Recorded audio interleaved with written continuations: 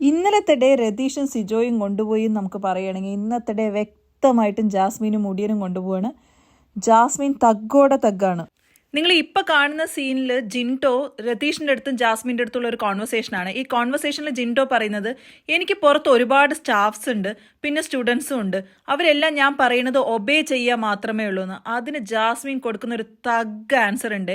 പുറത്തുള്ളവർ നിങ്ങളുടെ സ്റ്റാഫ്സ് ആണ്, ഇവിടെ ഉള്ളവർ 19 കണ്ടസ്റ്റൻസ് ആണ്, നിങ്ങളായിട്ട് ഈക്വലായ കണ്ടസ്റ്റൻസ് എന്ന് പറഞ്ഞ് വ്യക്തമായിട്ട് ജിൻഡോയ്ക്ക് മനസ്സിലാക്കി കൊടുക്കുന്നുണ്ട്. അതാണ് മാസ്. അത് ശരിക്കും ജിൻഡോയ്ക്ക് ഒരു പ്ലിങ് മൂമെന്റ് തന്നെ ആയിരുന്നു കേട്ടോ, സംശയമില്ല. അതുപോലെ തന്നെ ഈ സീനിൽ നമ്മുടെ സിജോ ഒരു മാസ് ഡയലോഗ് രതീഷിനെ നോക്കി പറയാണ്, രതീഷ് ഏട്ടാ നിങ്ങൾ നേർക്ക് നേർ നിന്നാൽ നിങ്ങൾ രാത്രി കിടന്ന് പെടുക്കും, എൻ്റെ നേർക്ക് നേർ നിന്നാൽ നിങ്ങൾ പെടുക്കുന്നു. അപ്പം ജാസ്മിൻ്റെ ഒരു മാസ് ഡയലോഗ് ഉണ്ട്. അതെന്താ, പുള്ളിയുടെ മൂത്രസഞ്ചി നിങ്ങളുടെ കയ്യിലാണോ? ശരിക്കും പ്ലിങ്ങായി പോയി സിജോ. ഇത്രയൊരു മാസ് ഡയലോഗിൻ്റെ അവസാനം ഇങ്ങനൊരു തഗ് ഒരിക്കലും സിജോ പ്രതീക്ഷിച്ച് കാണില്ല.